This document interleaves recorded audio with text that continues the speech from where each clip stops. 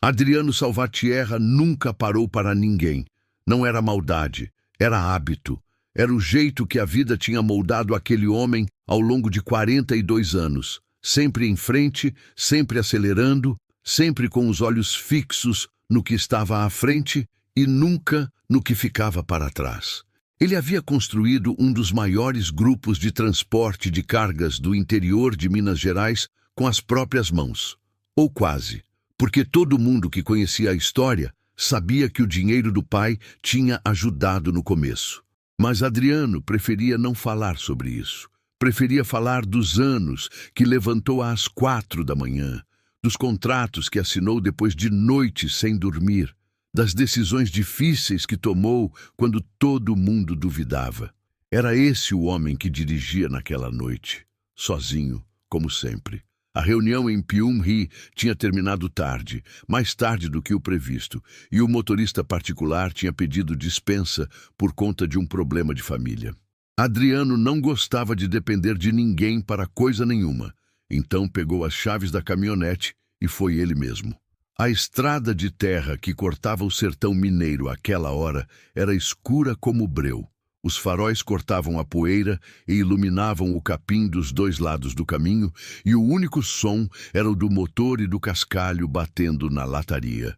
Adriano tinha uma reunião no dia seguinte de manhã cedo em Formiga, então precisava chegar logo. Foi quando os faróis alcançaram uma figura, no meio do nada. Uma mulher. Adriano não freou de imediato. Seu primeiro instinto foi desviar, passar, continuar. Era tarde, era estrada de terra, era o interior. Podia ser qualquer coisa. Ele tinha aprendido a ser desconfiado. A vida ensina isso a quem tem muito a perder. Mas alguma coisa o fez soltar o acelerador. Talvez fosse o jeito que ela caminhava. Ou melhor, o jeito que ela não caminhava direito. Não era o passo de alguém que sabe onde está indo. Era o passo de alguém perdido, arrastando os pés, os ombros curvados para dentro, como se tentasse ocupar o menor espaço possível no mundo. Adriano desacelerou. Passou por ela devagar e olhou pelo vidro. Descalça. A mulher estava descalça, numa estrada de cascalho e terra, às 11 horas da noite, no meio do nada. Ele parou o carro. Ficou um momento com as mãos no volante, olhando pelo retrovisor. Ela tinha parado também, encurvada, abraçando uma pequena bolsa contra o peito, olhando para a caminhonete com uma mistura de esperança e medo que ele conseguia enxergar mesmo pela distância. Adriano soltou um suspiro fundo, abriu a porta e desceu. "Ei!" ele chamou sem se aproximar muito. "Está tudo bem?" Ela demorou a responder. "Não sei", ela disse, e a voz dela era baixa, rouca, como de quem não falava com ninguém há horas. "Acho que me perdi." Adriano olhou para os dois lados da estrada. Escuridão total. O mato fechado nos dois lados. Nenhuma luz ao longe. Nenhuma casa. Nenhum sinal de civilização. "Onde a senhora está tentando chegar?" "Pyumri", ela disse. "Mas acho que fui para o lado errado." Ele olhou para a bolsa que ela apertava contra o peito, para os pés dela, que ele agora via de perto cheios de arranhões, para o rosto dela. Uma mulher de uns 40 anos, talvez um pouco mais, com o cabelo preso de qualquer jeito e os olhos que tinham aquela marca que ele reconheceu de imediato, o olho de quem já chorou demais. "A senhora veio a pé até aqui?" "De Pyumri. Vim de carro até um ponto, mas o carro não era meu. Era uma carona que peguei, e o homem me deixou no cruzamento lá atrás porque ele ia para outro lado." Ela hesitou. "Mas aí eu andei e acho que peguei o caminho errado." "Quantos quilômetros a senhora andou?" Ela abriu a boca e fechou de novo. Deu de ombros com um cansaço que parecia vir de muito mais fundo do que aquela noite. "Não sei", ela disse. "Já faz tempo que eu parei de contar." Adriano ficou parado por um momento. Observou aquela mulher. Aquela situação. Tudo nele dizia para tomar cuidado, não porque ela parecesse perigosa, mas porque ele simplesmente não tinha o hábito de se envolver com a vida dos outros. Era uma regra que ele tinha para si mesmo há muitos anos, mas ela estava descalça, numa estrada de cascalho, de noite. "Entra", ele disse. "Vou te levar para Pyumri." Ela abriu os olhos um pouco mais. Uma mistura de alívio e desconfiança, que ele entendeu perfeitamente. O senhor vai até lá? Não. Mas vou te levar até lá e depois pego a estrada para a Formiga. Ele foi até o lado do passageiro e abriu a porta. Pode entrar. Não vou fazer nada. Ela olhou para ele por um momento. Depois para a estrada escura à sua frente. Depois para ele de novo. E entrou no carro. Os primeiros quilômetros foram em silêncio. Adriano dirigia com uma das mãos no volante, o rosto fechado, os olhos na estrada. Do canto do olho, ele via ela, sentada no banco do passageiro com a bolsa no colo, os pés descalços no tapete da caminhonete, olhando para a frente como se não quisesse incomodar. Quer água? Ele disse, apontando para a garrafa no porta-copo. Ela pegou sem cerimônia e bebeu quase metade de uma vez. Depois, fechou a tampa com cuidado e devolveu. Obrigada. Não precisa devolver, pode ficar. Ela segurou a garrafa com as duas mãos, e ele percebeu que as mãos dela tremiam levemente. Não muito. O suficiente para notar. Quanto tempo a senhora está na estrada? Ele perguntou, mais para quebrar o silêncio do que por curiosidade. Desde a tarde, ela disse. Saí de Bambuí de manhã. Bambuí é longe daqui. Eu sei. Ele esperou. Às vezes as pessoas falam mais se você espera. E ela falou. Eu precisava sair de lá. Ela disse, com uma voz que não tinha explicação nem pedido de desculpa. Não tinha mais nada me segurando em Bambuí. Então resolvi tentar a vida em outro lugar. Piume tem uma irmã minha que pode me receber por um tempo. Tudo bem, disse Adriano. Não era da conta dele. Mais silêncio. A estrada foi melhorando. Saíram do cascalho, entraram no asfalto e a caminhonete ganhou velocidade. As luzes distantes de uma cidade pequena apareceram no horizonte. Como o senhor se chama? Ela perguntou, de repente. Adriano piscou. Não estava esperando a pergunta. Adriano. Adriano. Ela repetiu, como se experimentasse o nome. Eu sou Estela. Estela Barros. E foi aí que aconteceu. Adriano não parou o carro, não deu uma freada brusca, não falou nada de imediato. Por fora, nada mudou, mas por dentro alguma coisa bateu nele com uma força que ele não esperava, como se alguém tivesse aberto uma porta que ele tinha trancado há muitos anos e jogado a chave fora. Estela Barros. Ele conhecia esse nome, não de vista, não de um encontro. Conhecia esse nome de uma maneira completamente diferente. Ele tinha visto esse nome escrito num papel, numa carta, num documento que seu pai tinha deixado sobre a mesa quando Adriano tinha 18 anos e não entendia ainda o peso do que estava lendo.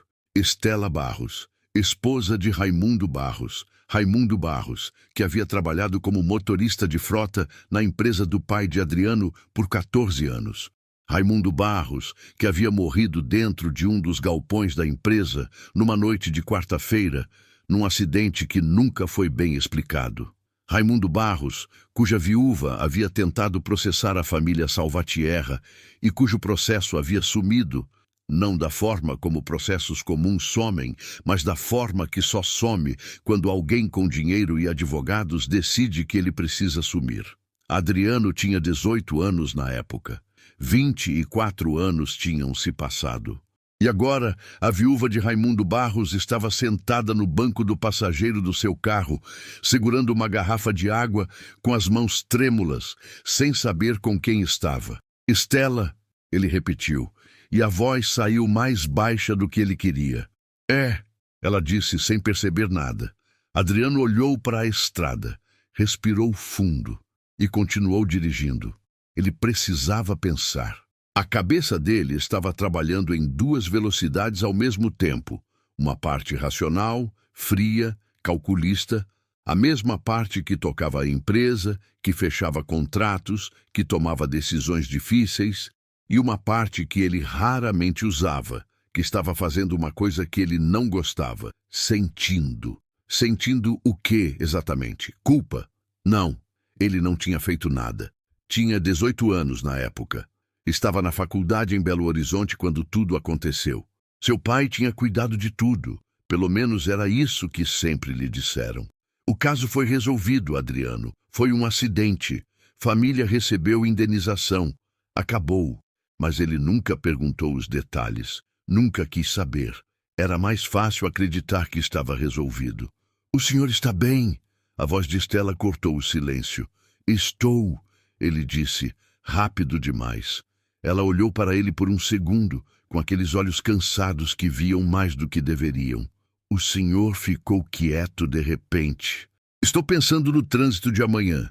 Ela aceitou a resposta sem questionar. Voltou a olhar para a frente. Faz quanto tempo que o senhor mora no interior? Ela perguntou, tentando conversa. A vida toda. Sou de Formiga. Ah, ela disse. Eu conheço Formiga. Meu marido era de lá. Adriano sentiu o estômago apertar. Era? Faleceu, ela disse sem drama, com o tom de quem já disse essa frase tantas vezes que o peso dela se transformou em algo embotado. Já faz 3 anos. Sinto muito. Obrigada. Silêncio.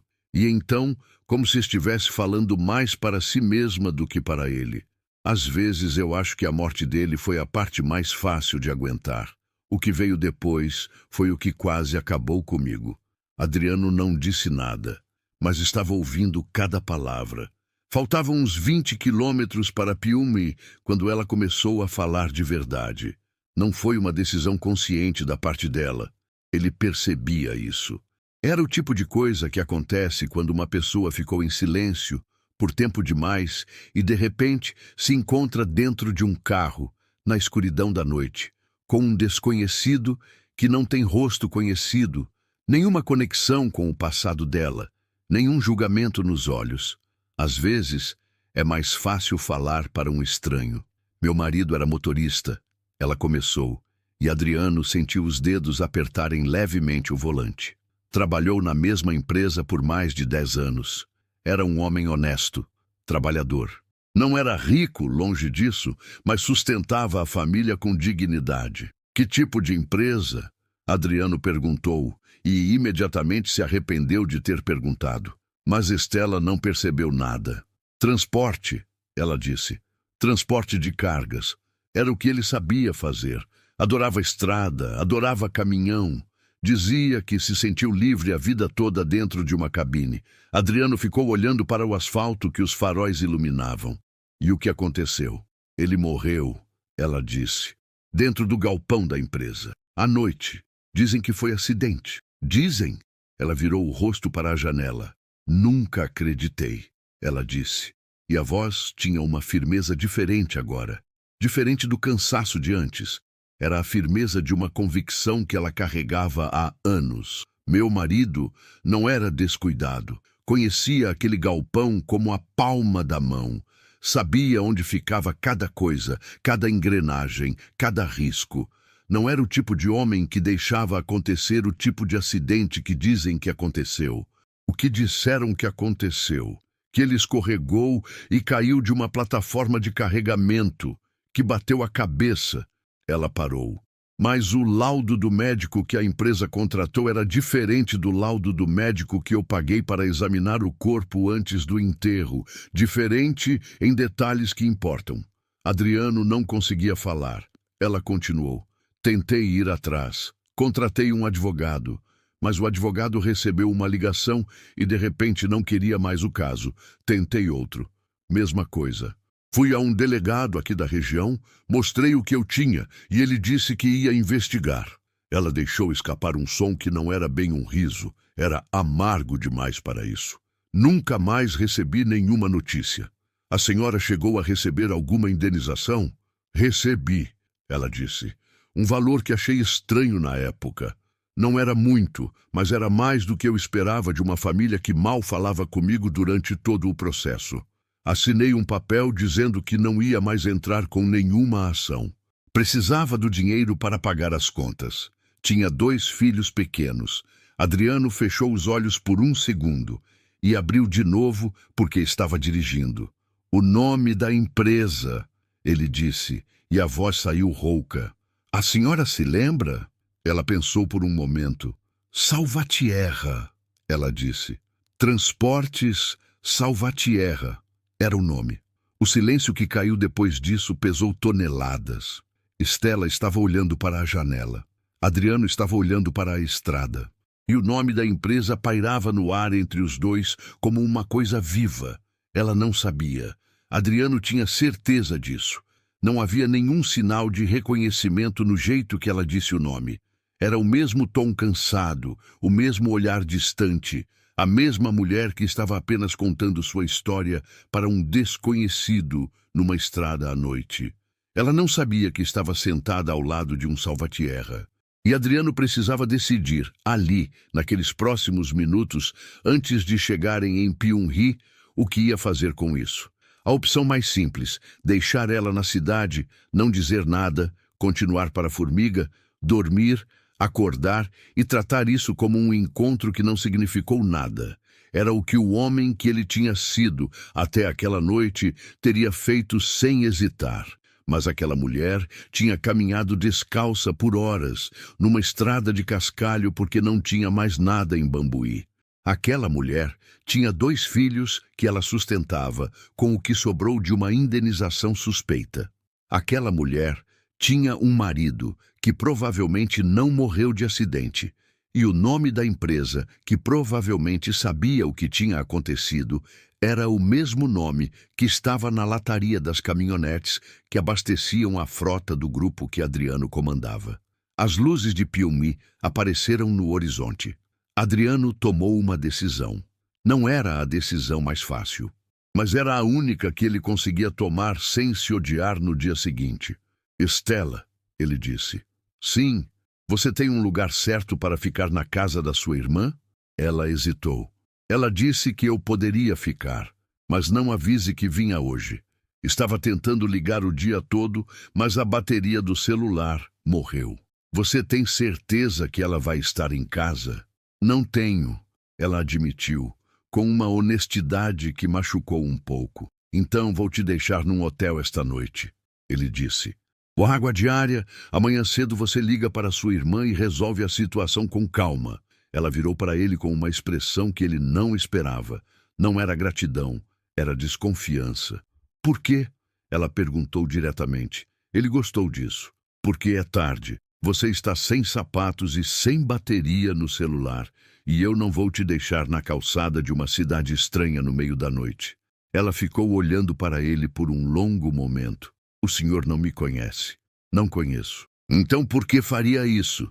Adriano pensou numa resposta honesta por um segundo, e então disse: porque às vezes a gente precisa fazer a coisa certa sem ter uma razão boa para explicar. Ela ficou em silêncio. Depois olhou para a frente. Tá bom, ela disse baixinho. Obrigada. Adriano não respondeu. Ficou olhando para a estrada. E pensando em Raimundo Barros, que trabalhou para o pai dele por 14 anos e que morreu numa noite de quarta-feira dentro de um galpão e cujo acidente foi arquivado e esquecido por todo mundo, menos pela mulher que estava sentada ao seu lado. O hotel era simples, limpo, o tipo de lugar que existe em todo o interior do Brasil. Não tem nome famoso, não tem estrelas, mas tem lençol lavado e uma recepcionista que sorri mesmo sendo quase meia-noite. Adriano pagou uma diária e pediu para reservar o café da manhã. Stella ficou parada ao lado dele, na recepção com a bolsa no peito, e ele percebia que ela estava desconfortável. Não com ele especificamente, mas com a situação inteira, com aquela versão da vida dela que a tinha colocado num hotel pago por um estranho. Pode dormir tranquila, ele disse entregando a chave para ela. Amanhã de manhã tem café incluído. Você resolve a situação com sua irmã com mais calma. Ela pegou a chave. O senhor ainda vai viajar agora? Vou. Preciso chegar em Formiga. Ela assentiu. Depois, quando já estava indo em direção ao corredor, ela parou e se virou. Adriano. Sim? Por que o senhor realmente parou? Ele a olhou. Já te disse. Disse uma coisa bonita. Ela falou com o mesmo tom direto de antes. Mas tinha alguma outra coisa. Eu percebi quando falei o meu nome. Você mudou. Ele era bom em esconder coisas. Tinha aprendido com o pai, que era um mestre nisso. Mas havia algo naqueles olhos cansados que o faziam se sentir transparente de um jeito que não estava acostumado. Está na sua cabeça, ele disse. Ela ficou olhando para ele por um segundo. Talvez, ela disse, e foi embora. Adriano ficou no estacionamento do hotel por 40 minutos. Não conseguia partir. Ficou com o celular na mão, olhando para a tela, passando o polegar pela superfície sem abrir nenhum aplicativo. Depois colocou o celular no banco do passageiro e ficou olhando para o para-brisa. Raimundo Barros. Ele tinha 11 anos quando o homem foi contratado. Lembrava vagamente de tê-lo visto em algumas ocasiões nas instalações da empresa do pai. Um homem grande, de mãos calejadas, que sempre tirava o chapéu quando cumprimentava alguém. Era desse tipo. O tipo de homem que o pai dele chamava de bom funcionário, com aquele tom que significava faz o que manda, não faz pergunta. Tinha 18 quando Raimundo morreu. Lembrava do dia que o pai chegou em casa com uma expressão diferente, não de tristeza, mas de preocupação. Uma preocupação calculada, do tipo que aparece quando um problema precisa ser resolvido, não quando uma pessoa é perdida. Teve um acidente no galpão. Um funcionário já está sendo tratado. Foi tudo que o pai disse. E Adriano não tinha perguntado nada. Porque naquela época ele não queria saber das coisas feias do negócio. Queria a faculdade, queria os amigos, queria a namorada que tinha na época. Queria aquela distância confortável entre ele e a empresa que era uma herança e uma responsabilidade, mas não ainda o fardo que se tornaria mais tarde. Com o tempo, o nome de Raimundo tinha sumido. Primeiro das conversas, depois dos documentos que Adriano tinha acesso, depois da própria memória dele. Até hoje. Ele pegou o celular de volta, digitou na busca, Raimundo Barros, motorista Formiga, falecimento. Nada relevante, digitou. Acidente galpão, transporte Salvatierra Formiga. Nada. Claro que não tinha nada. 24 anos atrás, a internet não era o que era hoje. E mesmo que fosse, o pai sabia como afogar coisas. Adriano colocou o celular no bolso, ligou o carro e saiu do estacionamento. Mas não foi para a Formiga. Deu uma volta pelo quarteirão. E depois voltou para o hotel. Ele não foi bater na porta do quarto dela. Não era isso. Ele foi para a recepção e pediu um café, que a moça trouxe com uma expressão de quem está acostumada a ver gente que não consegue dormir. Sentou numa cadeira de plástico ao lado da entrada e ficou ali, pensando.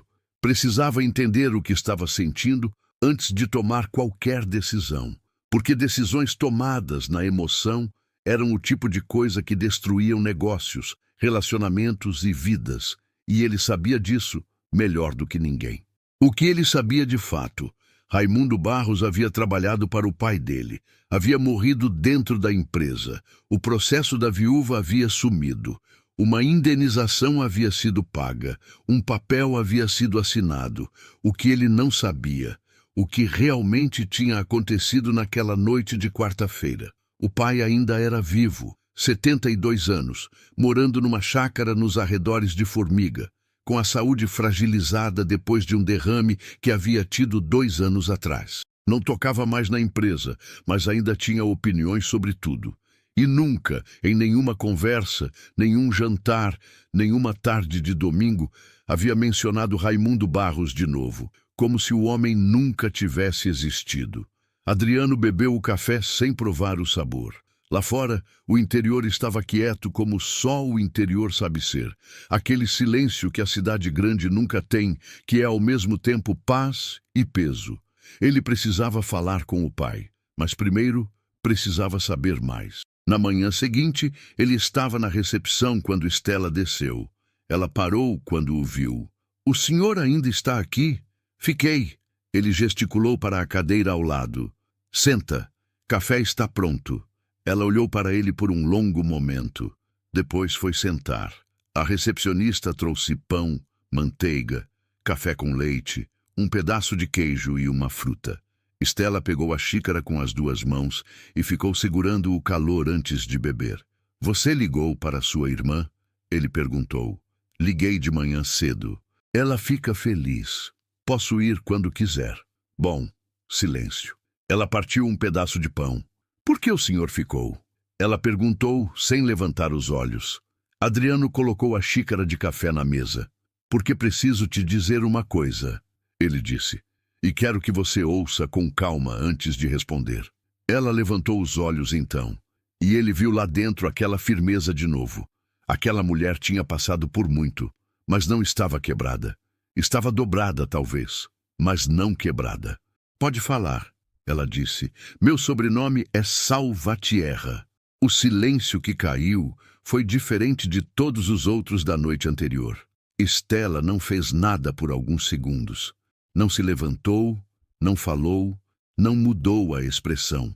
Apenas olhou para ele com aqueles olhos que agora tinham algo novo, reconhecimento, o tipo de reconhecimento que dói.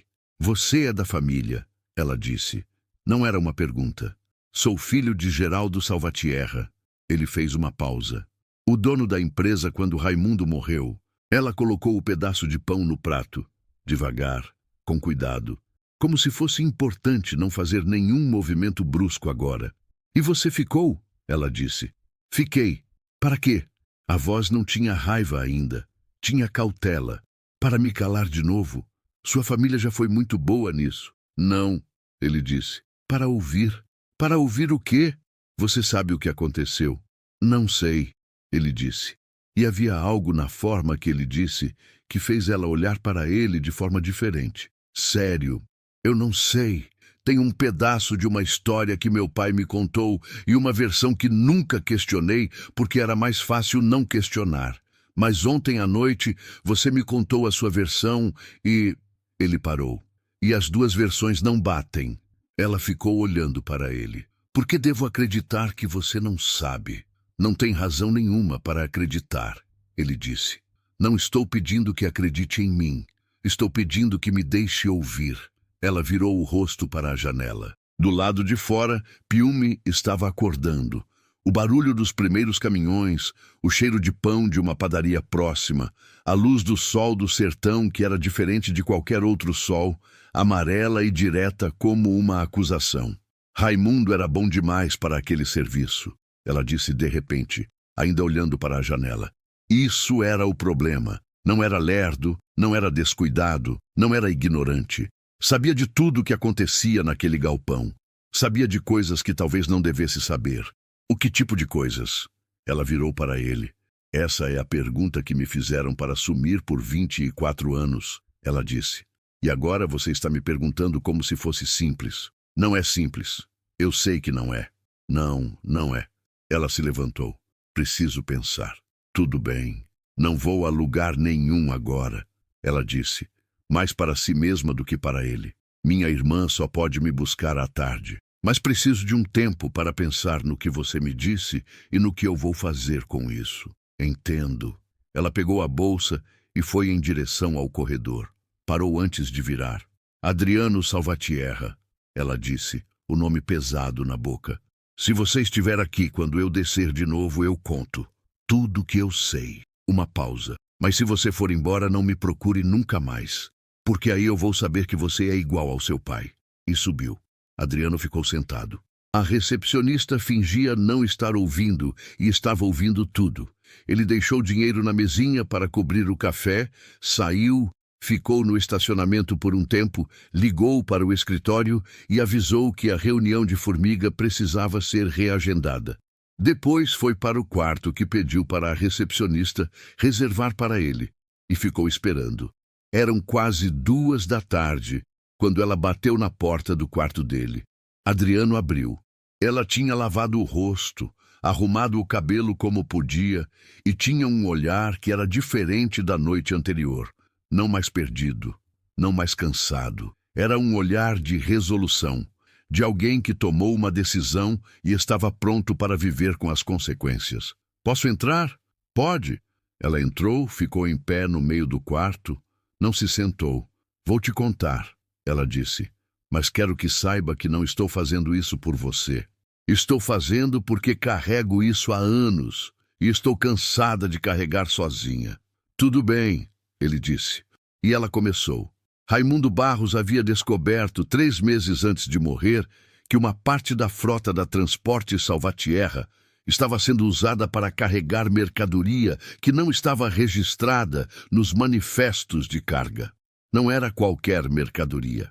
Era contrabando de equipamentos eletrônicos, computadores, celulares, componentes que entravam pela fronteira do Paraguai e eram distribuídos pelo interior de Minas Gerais, usando os caminhões da empresa como cobertura.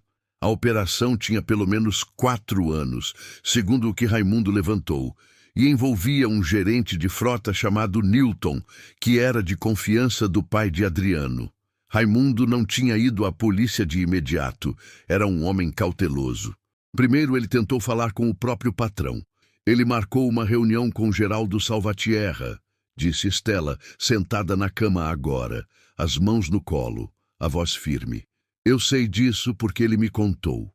Disse que tinha descoberto uma coisa séria e que ia falar diretamente com o dono, que o dono provavelmente nem sabia o que estava acontecendo. E a reunião aconteceu? Segundo o que me disseram depois, sim. Ela parou. 2 dias depois, Raimundo morreu. O peso daquela frase encheu o quarto inteiro. Adriano ficou olhando para as próprias mãos. Você acha que meu pai mandou matar o seu marido? Ela não desviou o olhar. Não sei se foi seu pai, ela disse. Não sei se foi o gerente Newton. Não sei se foi alguém que seu pai acionou sem querer sujar as próprias mãos. Ela fez uma pausa.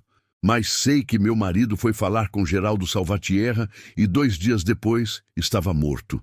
E sei que o processo sumiu, o advogado sumiu e eu recebi dinheiro para assinar um papel e ficar quieta. Você guardou alguma coisa? Ele perguntou. Algum documento? Alguma anotação do Raimundo? Alguma coisa que ele tivesse deixado? Ela ficou em silêncio por um momento. Por que quer saber? Porque se existe alguma coisa, existe a possibilidade de descobrir a verdade. E para que serve a verdade? Ela perguntou. E havia uma amargura genuína nisso, não raiva, mas o cansaço de alguém que esperou a verdade por muito tempo e aprendeu a não mais confiar nela. Raimundo está morto há 24 anos. Meus filhos cresceram sem pai. Assinei um papel. Não tenho mais processo, não tenho mais advogado, provavelmente não tenho mais prazo. Prescreveu civilmente, ele disse. Mas criminalmente, dependendo do que for, talvez não. E além disso o quê? Adriano olhou para ela. Além disso, você merece saber o que aconteceu de verdade, não por justiça no papel, por você mesma. Ela ficou em silêncio por um tempo longo. A tarde do sertão aquecia o quarto pelo vidro da janela. Eu tenho um caderno, ela disse finalmente. Raimundo escrevia tudo. Datas, nomes, números de caminhões, destinos. Guardou como se soubesse que ia precisar um dia. Ela olhou para ele. Está em Bambuí, guardado na casa que eu ainda não vendi. Adriano se levantou.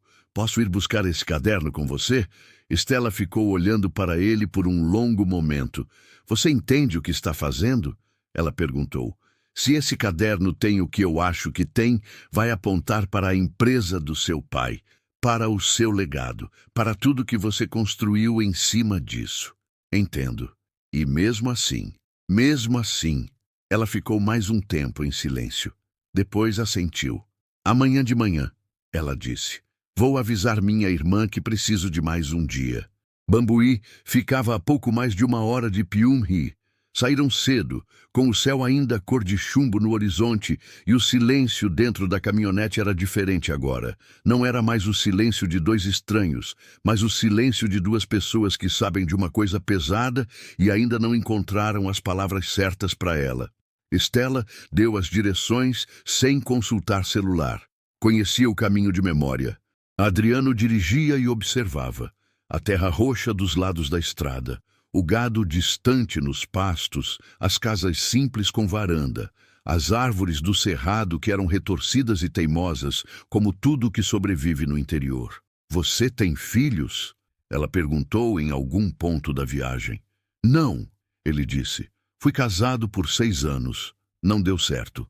O trabalho, ele confirmou. Raimundo dizia que o problema dos homens que amam o trabalho é que trabalho não ama de volta. Ela disse sem julgamento.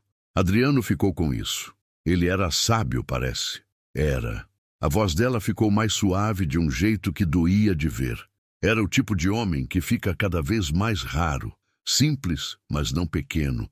Trabalhador, mas não servil. Tinha orgulho de si mesmo de um jeito que não precisava de palco para mostrar. Sinto que devia ter sido o tipo de pessoa que eu gostaria de ter conhecido, disse Adriano. E era verdade. Ela olhou para ele. Talvez vocês se parecissem, ela disse.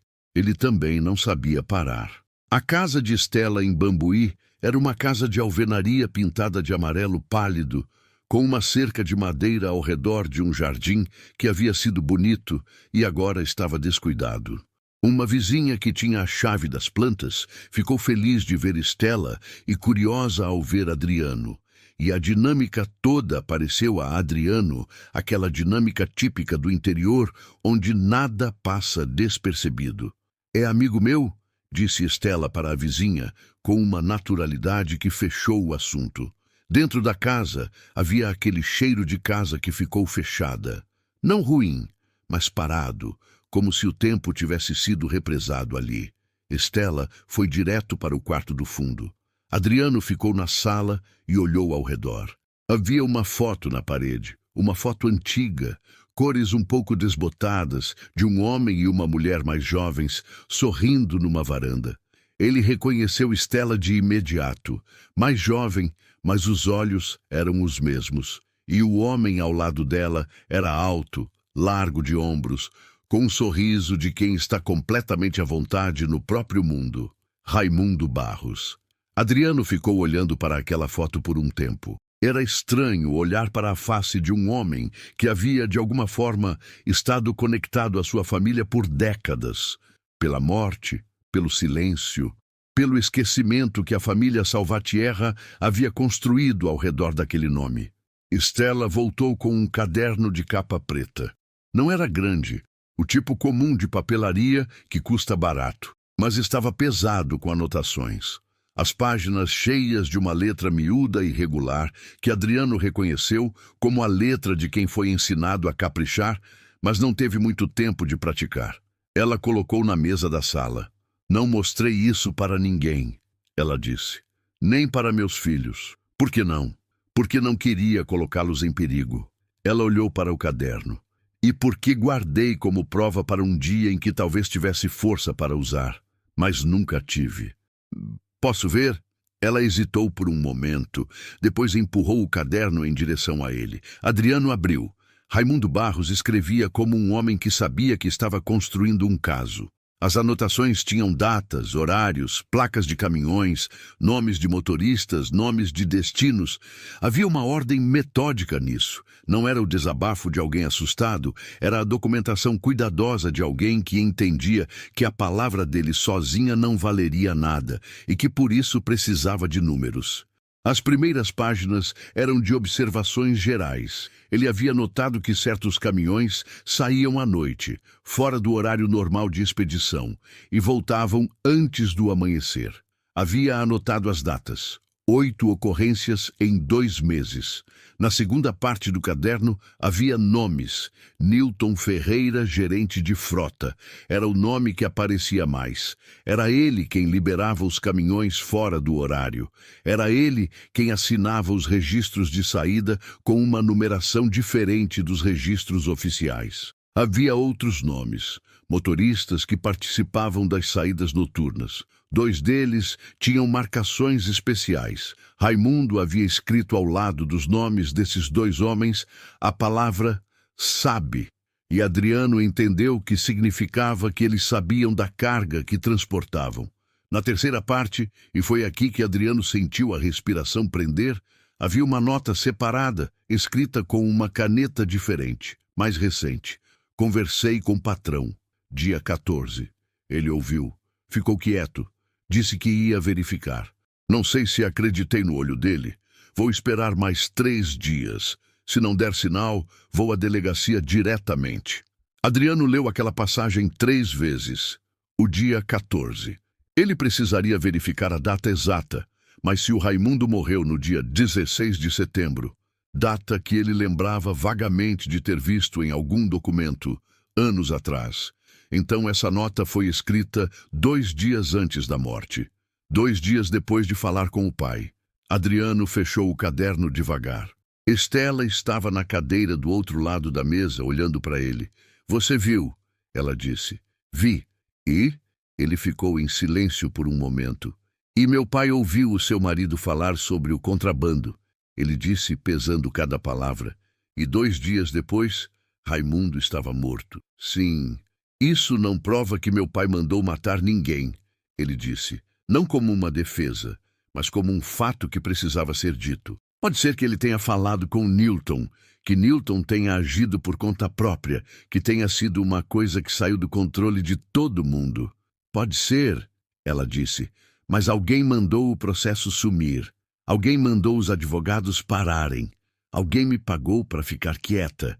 E essas coisas não acontecem por conta do gerente de frota. Adriano não respondeu porque não tinha resposta para isso. Ela tinha razão. O que você quer fazer? Ele perguntou. Ela ficou olhando para o caderno.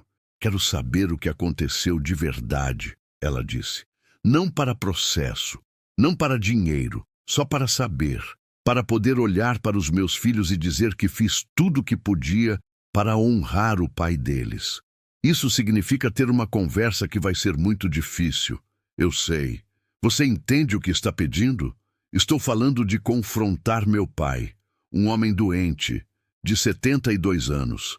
Não estou pedindo que confronte ninguém, ela disse. Estou pedindo que descubra a verdade.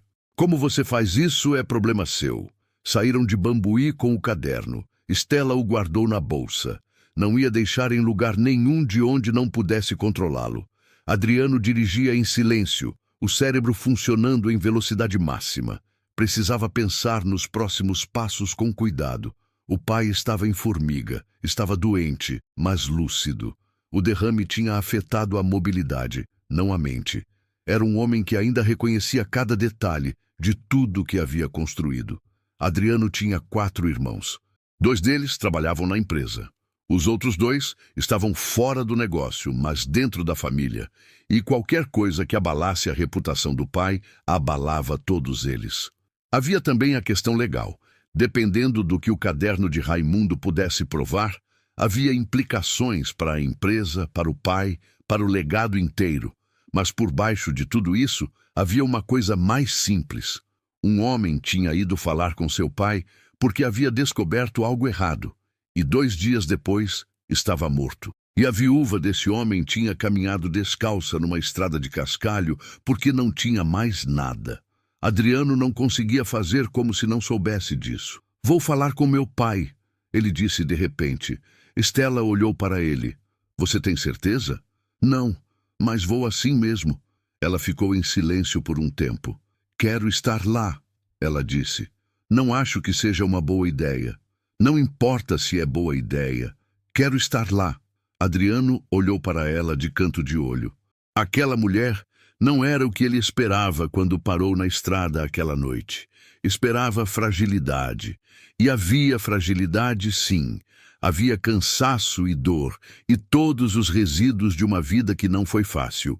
Mas havia também essa outra coisa, essa teimosia tranquila, essa firmeza que não gritava, mas não cedia. Tudo bem, ele disse. Você vem. Formiga ficava a 1h30 de Bambuí.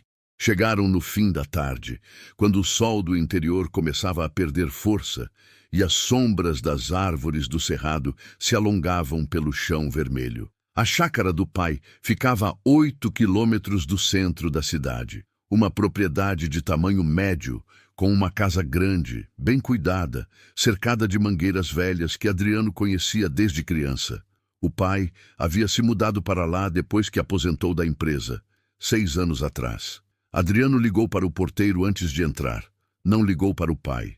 Sabia que se ligasse, ia receber algum obstáculo. O pai tinha aquele jeito de controlar as situações antes que elas chegassem até ele. Era mais fácil aparecer. Vou entrar sozinho primeiro, ele disse para Estela quando estacionou no pátio. Preciso preparar o terreno. Você fica aqui e quando eu chamar você entra. Ela olhou para ele. Você está me escondendo como se eu fosse um segredo. Estou tentando não dar um choque no coração de um homem de 72 anos sem aviso.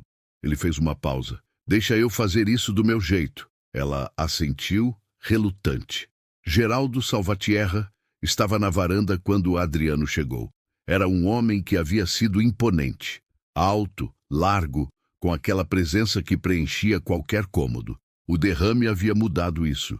O lado esquerdo do rosto tinha uma queda sutil.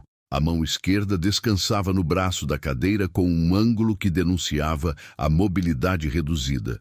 E ele caminhava com um andador que claramente odiava. Mas os olhos eram os mesmos, escuros, atentos, calculistas. Adriano, ele disse com a voz que o derrame havia tornado um pouco mais arrastada, mas não menos firme. Não avisou que vinha. Vim sem avisar, disse Adriano, sentando na cadeira ao lado. Queria falar com você sobre uma coisa. Sua reunião de formiga. Não foi essa a reunião que tive hoje. O pai o observou. Está diferente, disse o velho. O que aconteceu? Adriano tinha ensaiado como iria começar. Tinha pensado em 1000 abordagens diferentes durante a viagem, mas ali, olhando para o pai, percebeu que não existia abordagem suave para o que ia dizer. Raimundo Barros, disse ele. O nome caiu no silêncio da varanda como uma pedra num poço fundo. O rosto do pai não mudou. Isso por si só já era uma resposta. Um homem que não sabe de quem você está falando, pergunta quem é. Um homem que sabe e não tem o que esconder faz uma expressão de memória. Um homem que sabe e tem algo a esconder fica exatamente como o pai ficou. Imóvel, controlado, com os olhos levemente mais estreitos. Por que está falando nesse nome?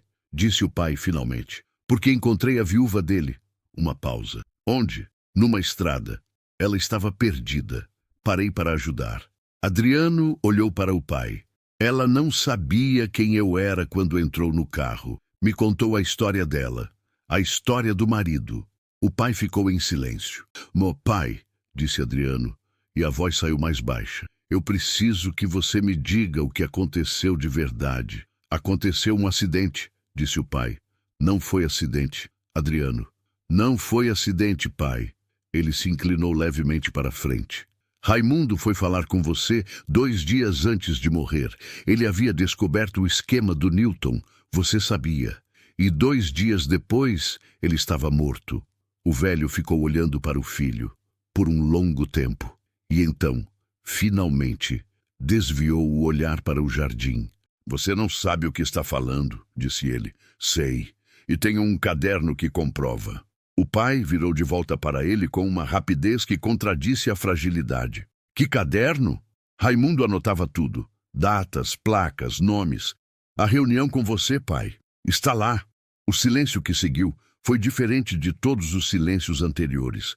Era o silêncio de um homem que ficou toda a vida no controle das situações e que agora via algo escorrendo entre os dedos sem conseguir segurar.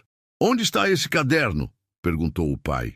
Está a salvo, disse Adriano. E não é isso que importa. O que importa é que eu preciso saber a verdade. Por mim, pai. Não pela polícia, não pela empresa, não pela Estela. Por mim. Porque passei a vida inteira construindo em cima de um alicerce que não sei se é sólido ou se tem sangue embaixo. O velho ficou quieto por muito tempo. A tarde caía lá fora. Um pássaro cantou em alguma mangueira distante. Eu não mandei matar ninguém, disse o pai finalmente. A voz havia perdido a armadura. Estava baixa, quase rouca. Você me ouviu? Não mandei, mas sabia o que ia acontecer. Silêncio. Pai, não sabia, disse o velho. Não da forma que você está sugerindo. Uma pausa longa. Eu falei com Newton. Disse que o Raimundo havia descoberto. Disse que precisava ser resolvido. Ele fechou os olhos. Resolvi da forma errada. Pensei que Newton ia conversar com ele, oferecer alguma coisa, resolver de forma amigável. Não pensei que... Ele parou. Não terminou. Newton foi além do que você pediu, disse Adriano. O pai não respondeu, mas não negou. Você sabia depois, disse Adriano. Não era pergunta. Suspeitei, disse o pai, a palavra custando a sair. Não quis saber os detalhes. Queria que fosse acidente. Precisava que fosse acidente. Uma pausa. Fiz o que precisava ser feito para proteger a família. Protegeu a empresa, disse Adriano, e havia frieza naquilo. Não é a mesma coisa. O pai olhou para o filho. Você não entende o que estava em jogo. Entendo perfeitamente. Um homem sabia de coisas que podiam derrubar a empresa. E alguém garantiu que ele não pudesse contar. Adriano se levantou. O que não entendo é como você dormiu por 24 anos sabendo disso. Você acha que foi fácil? Disse o pai. E pela primeira vez havia algo na voz que não era controle. Era dor. Uma dor antiga, encrostada, do tipo que se endurece quando não é tratada. Acha que passei esses anos sem pensar naquilo? Sem... Ele parou, respirou. Fiz muitas coisas erradas, Adriano. Sei disso. Mas não sou o monstro que você está tentando fazer de mim agora. Não estou fazendo de você um monstro, pai.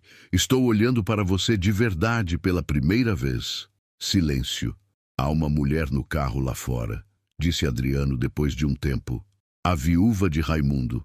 Ela quer ouvir de você o que aconteceu, não para te processar, não para te destruir. Ela só quer saber a verdade. O pai fechou os olhos. Adriano, você vai falar com ela, disse Adriano. Não estou pedindo, estou dizendo, porque é o mínimo que você pode fazer. É o mínimo que a gente pode fazer. O pai ficou quieto por um longo tempo. Depois, com um cansaço que era mais do que físico, traz ela. Estela entrou na varanda com a bolsa no ombro e o caderno preto na mão. Ela e Geraldo Salvatierra ficaram se olhando por um momento que pareceu mais longo do que era. O velho a reconheceu. Adriano viu isso nos olhos do pai. Aquele reconhecimento que é ao mesmo tempo memória e culpa. Estela ficou de pé. Não sentou. Geraldo Salvatierra, ela disse. Estela, disse o velho. E havia peso naquele nome da forma que ele pronunciou. O peso de alguém que disse esse nome muitas vezes na própria cabeça, mas nunca em voz alta para ninguém. Quero saber o que aconteceu com meu marido, ela disse. Sem rodeio, sem cerimônia, simplesmente isso. O pai olhou para ela por um longo tempo e então começou a falar. Demorou mais de 1 hora. O pai contou tudo. Não de uma vez, não de forma fluida, mas aos pedaços, com pausas longas e algumas hesitações que Adriano não soube dizer se eram culpa genuína ou só velhice. O esquema com Newton havia começado 6 anos antes da morte de Raimundo, numa época em que a empresa estava com dificuldades financeiras. Newton havia apresentado a proposta. Usariam a frota para transportar eletrônicos que entravam sem nota pelo Paraguai. A empresa recebia uma porcentagem por caminhão. Os motoristas envolvidos recebiam um extra e mantinham a boca fechada. O pai aceitou. Depois, normalizou. Com o tempo, era apenas mais uma linha da operação. Quando Raimundo foi falar com ele, o pai percebeu o tamanho do problema. Não era só o risco legal, era que Raimundo era honesto demais para ser comprado e inteligente demais para ser enganado. O pai havia, como ele disse, pedido para Newton resolver. Newton tinha resolvido, com a morte de Raimundo, sem o pai ter sido consultado sobre o método. O pai disse que ficou em choque quando soube, que havia pensado em ir à polícia, em confessar, em fazer algo. Mas aí veio o medo, da cadeia, da destruição da família, dos filhos que dependiam do negócio. E o medo tinha ganado. Newton continuou trabalhando na empresa por mais 3 anos. Saiu por vontade própria. Morreu de ataque cardíaco 5 anos atrás. Isso Adriano não sabia. Estela ouviu tudo em silêncio. Não chorou. Adriano a observava. Aquela mulher que havia caminhado descalça por horas estava agora sentada num jardim, ouvindo o patrão do marido morto confessar que sabia, que deixou acontecer, que ficou quieto. E ela não chorava. Quando o pai terminou, ela ficou em silêncio por um tempo. Depois disse, ele era um homem bom. O pai fechou os olhos. Era, ele disse. E foi a primeira vez que disse aquilo em voz alta desde que Raimundo morreu. Ele merecia continuar vivendo, ela disse. Merecia ver os filhos crescer, merecia envelhecer comigo. O pai não respondeu. E o Senhor tirou isso dele, ela disse. Não com a própria mão, mas tirou. Silêncio. Sei, disse o velho. Estela se levantou. Ficou olhando para ele. Eu carrego isso há 24 anos, ela disse. A raiva, a dúvida, a falta de resposta. Criei 2 filhos sem pai. Assinei um papel para ficar quieta. Perdi tudo o que tinha construído com ele, porque não conseguia ficar num lugar onde cada coisa me lembrava o que roubaram de mim. Uma pausa. E hoje ouvi do senhor o que aconteceu. E sabe o que é estranho? Ela parou. Não me sinto melhor. O pai a olhou. Mas pelo menos agora eu sei, ela disse. E isso importa. Mesmo que não mude nada, importa saber. Ela pegou a bolsa e foi em direção ao portão. Adriano se levantou para acompanhá-la. O pai ficou na cadeira, velho e pesado, com o que havia carregado por décadas e que agora havia finalmente sido dito em voz alta. Saíram da chácara quando o sol já havia desaparecido completamente. O interior de Minas Gerais à noite tem um cheiro específico. Terra, capim e o ar que desceu da serra e esfriou. Adriano respirou fundo quando entrou no carro. Estela entrou do outro lado. Ficaram em silêncio por um tempo. Está bem? Ele perguntou finalmente. Não, ela disse, mas estou melhor do que ontem. Adriano ligou o carro. Para onde vamos? Ele disse. Me leva para a casa da minha irmã em Pyongyang, ela disse. É onde preciso estar agora. Tudo bem. Saíram. A estrada estava vazia àquela hora.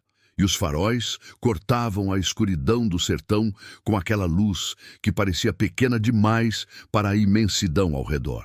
Adriano pensou que foi exatamente assim, nessa mesma escuridão, que tudo havia começado 2 dias atrás. 2 dias que pareciam ter durado uma vida. O que você vai fazer? Ela perguntou, em algum ponto da estrada. Com o caderno? Com tudo, ele pensou. Newton está morto. Ele disse. O responsável direto está morto. Juridicamente pode ser que não chegue a nada.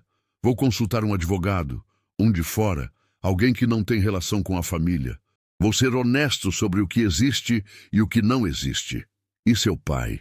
Meu pai tem 72 anos e um derrame. Ele fez uma pausa. Não vou protegê-lo de alguma consequência legal se for o caso. Mas também não vou ser o filho que usa o estado de saúde do pai para destruir o que resta. Ele olhou para a estrada. O que vou fazer é garantir que você e seus filhos recebam o que é de direito, não como silêncio comprado, como reconhecimento. Ela ficou em silêncio. Não preciso de caridade, ela disse. Não é caridade. Ele foi direto. É uma dívida da minha família para com você. Dívida por 24 anos de silêncio, por um processo que sumiu, por um papel que você assinou num momento de desespero, sem saber que tinha o direito de não assinar. Estela ficou olhando para a estrada à frente. Meus filhos, ela disse baixinho. O mais velho tem 26 anos, a mais nova tem 22. Cresceram sem pai. Uma pausa. Não tem dinheiro que resolve isso. Não tem, ele concordou, mas tem dignidade que pode ser restaurada. E tem uma história que pode ser contada para eles do jeito certo. Não mais como acidente, como o que realmente foi. Ela ficou em silêncio por um tempo longo. Por que você está fazendo isso? Ela perguntou. Você poderia ter me deixado na estrada. Poderia ter me deixado no hotel e sumido. Poderia ter ouvido o que o seu pai disse e decidido que era passado e acabou.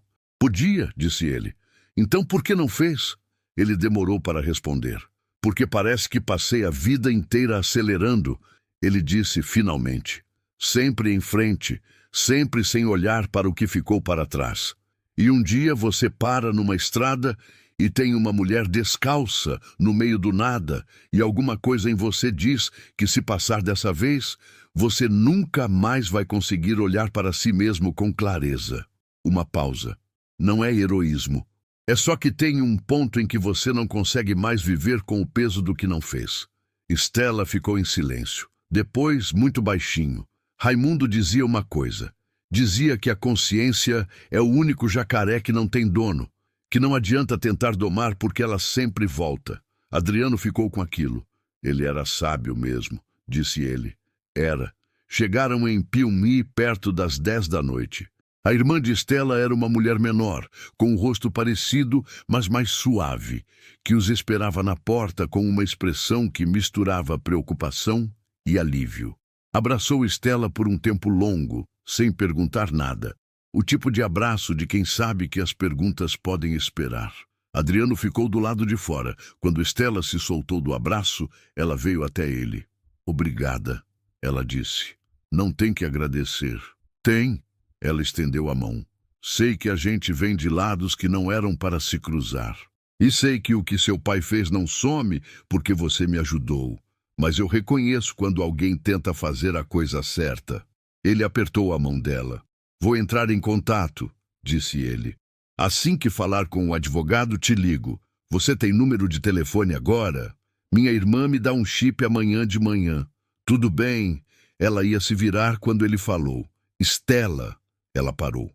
"Raimundo fez a coisa certa", ele disse, "quando foi falar com meu pai, mesmo que tenha custado tudo. Ele foi o único que fez a coisa certa nessa história inteira." Ela o olhou por um momento, e então, pela primeira vez desde que ele a tinha encontrado na estrada, ela sorriu. Não era um sorriso grande, não era de alegria, não era de alívio total. Era o sorriso de alguém que ouviu uma verdade que esperava ouvir há muito tempo e que finalmente encontrou o caminho para o lugar certo na sua cabeça. "Eu sei", ela disse. "Sempre soube." E foi para dentro. Adriano ficou no carro por um tempo antes de partir.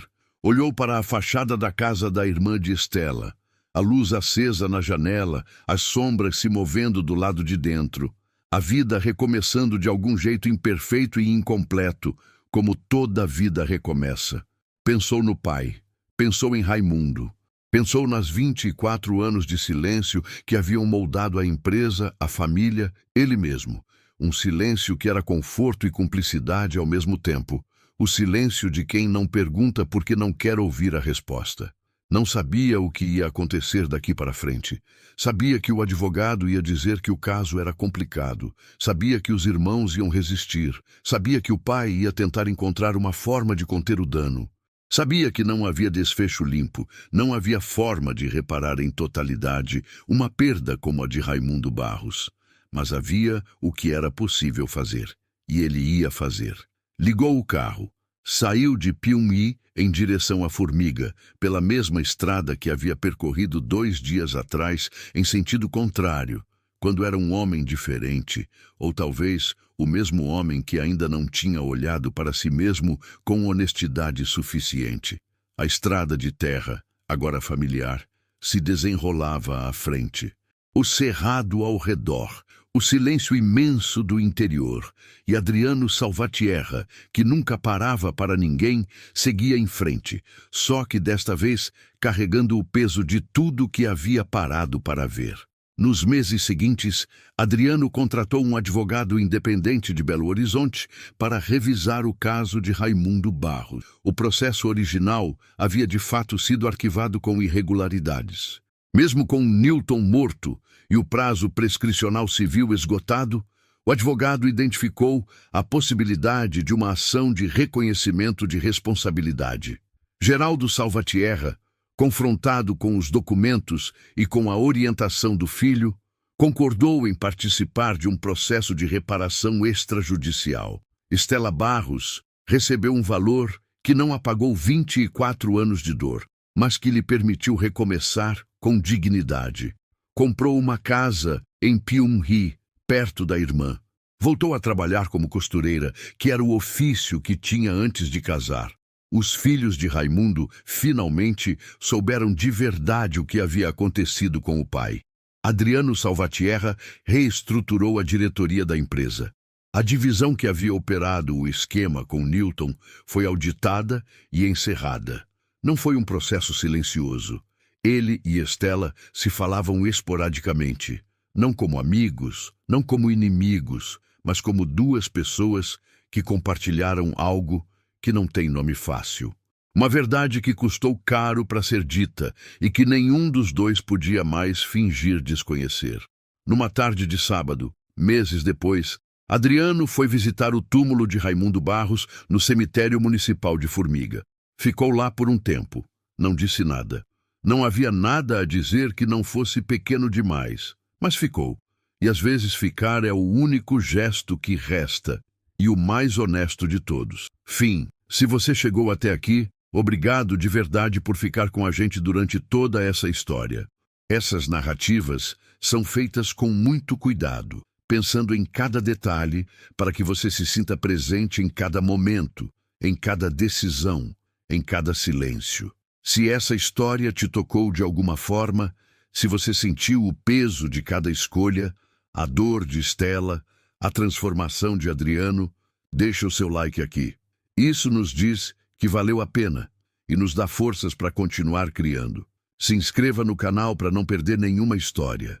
Cada semana tem algo novo e a gente promete que cada narrativa vai ser única, porque você merece sempre uma história nova, não a mesma contada de outro jeito. Ativa o sininho de notificação também, porque sem ele, o YouTube muitas vezes não te avisa quando publicamos, e a gente não quer que você perca. E por último, o comentário mais esperado. De onde você está assistindo esse vídeo? Manda a sua cidade, seu estado, seu país. Você não imagina o quanto é emocionante para a gente ver de quantos lugares diferentes as pessoas chegam até essas histórias. Até a próxima história. Cuida bem de você.